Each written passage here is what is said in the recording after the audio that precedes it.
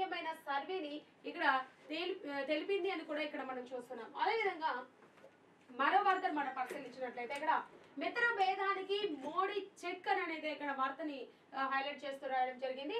So మనం చూసినట్లయితే మల్దీవులకు వెళ్తున్న ప్రధాని మోడీ 23 నుంచి యూకే మాల్దీవుల్లో 4 రోజుల పర్యటన అయితే ఉండనున్నట్లు కూడా మనకు తెలుస్తుంది. 23 నుంచి అయితే యూకేకి వెళ్తారు. అక్కడ మాల్దీవుల్లో 4 రోజుల పర్యటన అయితే కొనసాగిస్తారని చెప్తున్నారు. దౌత్య విభేదాల తర్వాత తొలిసారి మాల్దీవులకు ఈ ఇండియా అవుట్ కాదు అని చెప్తున్నారు అనమాట. ఇరాన్ సృష్టీకరణ మాల్దీవుల 6వ జాతీయ దినోత్సవానికి ముఖ్య అతిథిగా మోడీ అయితే యూకే పర్యటనకు అయితే వెళ్ళడానికి ఒప్పందానికి అయితే ఒక ఒప్పందంపై అయితే సంతకం చేసినట్లు కూడా మోదీ ఇక్కడ మనం చూస్తున్నాం. అదేవిధంగా ఇంకా మరో వార్త మనం చూసుకున్నట్లయితే ఇక్కడ ఏపీ లిక్కర్ కేసులో YCP MP Mithun Reddy arrest అనేది ఇక్కడ మనం చూస్తున్నాం.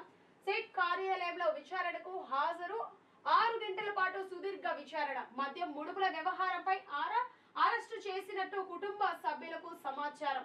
నేడు కోర్టులో హాజరుపరిచే అవకాశం. ఇదే కేసులో విచారణకు రావాలంటూ మాజీ మంత్రి నారాయణ స్వామికి నోటీసులు. మరోవైపు ప్రైమరీ ఛార్జ్ షీట్ దాఖలు చేసిన సిట్ అయితే మిథున్ రెడ్డి ప్రస్తావన లేకుండానే 300 పేజీలతో ఒక అభియోగం అయితే మోపినట్లు కూడా చూస్తారంటే నిన్న ఏదైతే సిట్ కార్యాలయంలో విచారణకు అయితే హాజరయ్యారు. ఈయన్ని 6 గంటల పాటు దాదాపు 6 గంటల పాటు అయితే విచారించినట్లు కూడా తెలుస్తుంది. మద్యం ముడుపుల వ్యవహారంపై కూడా ఆరా తీశారు.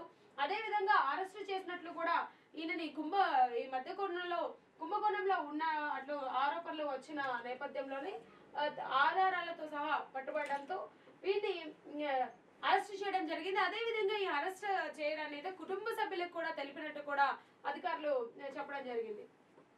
సో అదే విధంగా మనం చూసుకున్నట్లయితే రెండో రోజు ముందొచ్చిన వాన అని చెప్తున్నారు.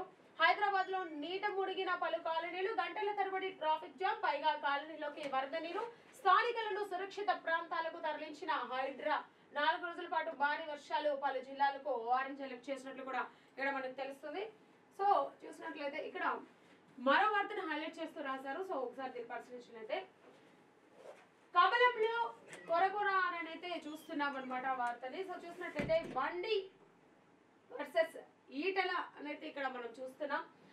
ముదిరిన మాటల యుద్ధం, తీవ్ర పదజాలంతో ఈటల ధ్వజం అనేది ఇక్కడ మనం చూస్తున్నాం. అంటే కరీంనగర్ జిల్లాలో మొదలైన రాష్ట్ర స్థాయికి విభేదాలు అధిష్టానానికి పరస్పర ఫిర్యాదుల దిశగా అయితే ఆ ఇద్దరు వెళ్తున్నట్లు కూడా మనం చూస్తున్నాం. అదేవిధంగా ఒకసారి పరిశీలించినట్లయితే నిన్న మొన్నటి వరకు నివురు కప్పిన నిప్పులా రగిలిన వ్యవహారం తాజాగా బట్టబయలైంది అని ఇక్కడ మనం స్పష్టంగా అర్థమవుతుంది. అంటే రాజకీయ ఎత్తుగడలో సమన్వయం వికటించి తెలంగాణ బీజేపీలో అయితే తలెత్తిన అంతర్యుద్ధం అయితే తారాస్థాయికి చేరిందనే చెప్పాలంటే ఇక్కడ కమలం పార్టీలోని అగ్ర నేతల మధ్య ఆధిపత్యం పోరు భీకరంగా సాగుతుంది అని అయితే ఇక్కడ మనకి అర్థమవుతుంది.